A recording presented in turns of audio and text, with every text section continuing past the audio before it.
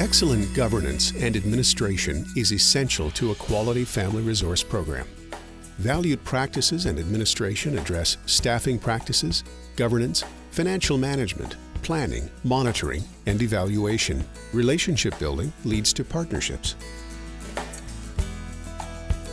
Take the time to incorporate good governance and administration practices. Adopt a strong structure in which to operate your program.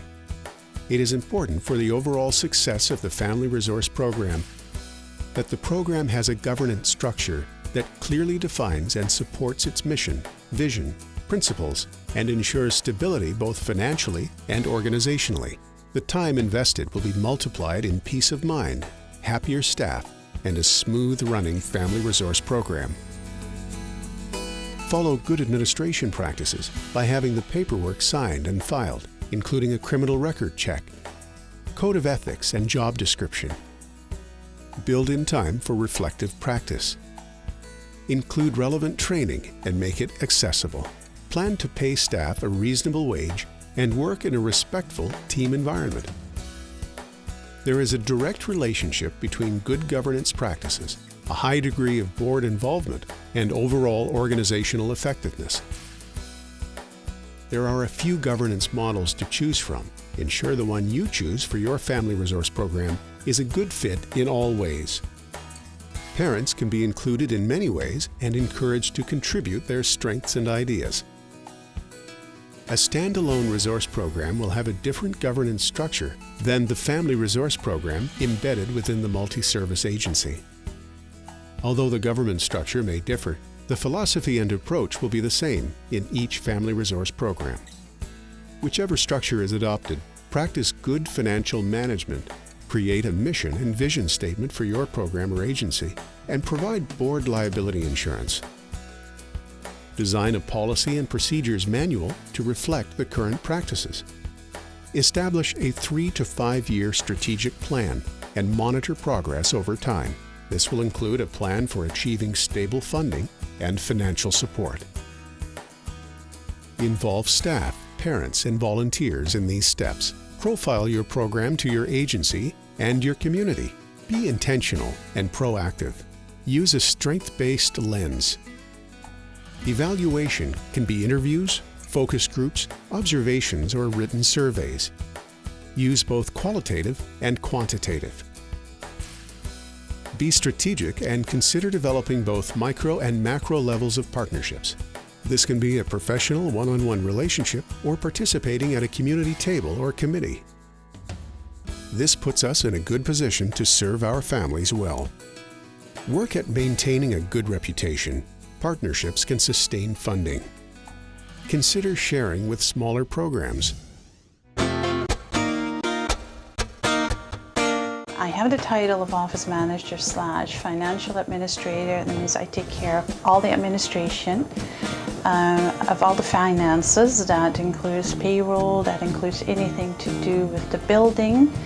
I look after the building if there is repair needed, fire, check, inspection, anything that has to do with around the building. Even if there's some questionable graffiti going on, I do call the city and the park board.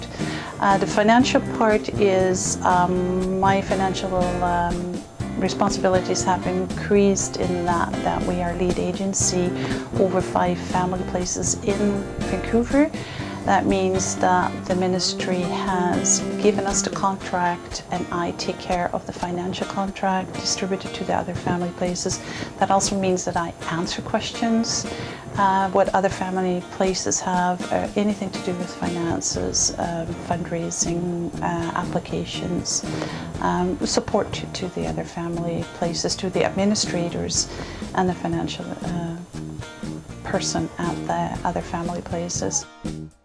A lot of people don't understand that behind every service that is given that is visible, there is a invisible part, and that's where I come in. That I'm an invisible part in a lot of ways, not always because people see me, but I don't think they always understand exactly what I do and what it is necessary in order to provide the services that they are getting. You don't run a business without an administration.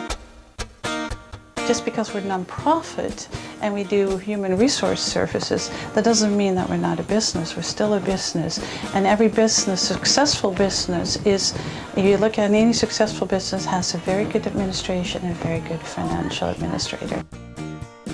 Well, I think the biggest challenge for nonprofit is continuing funding and ongoing funding, I think, and it's always on a yearly basis, so you never have a long range of thinking. You always have to think, yeah, you want to think long range, but financially you only can think 1 year at a time, so it's a very good feeling when the funding all comes in the beginning of the year. I used to live very close to the neighborhood, and when my baby was just a few weeks old, I happened on the family center just walking through the park. And as soon as I came into the program, I was immediately welcomed into the program, and every time I came back, always welcomed. Nobody would forget my name, always someone there to greet me in a friendly face and someone to talk to. And I really benefited a lot from that experience. And I decided to devote my time to helping my own community. Some of the work that I'm doing at the Family Centre, while I work with the board as well as with the staff, I think it's really important to work in conjunction with the board and the staff, because the board is really, or the staff is really the most important part of the program.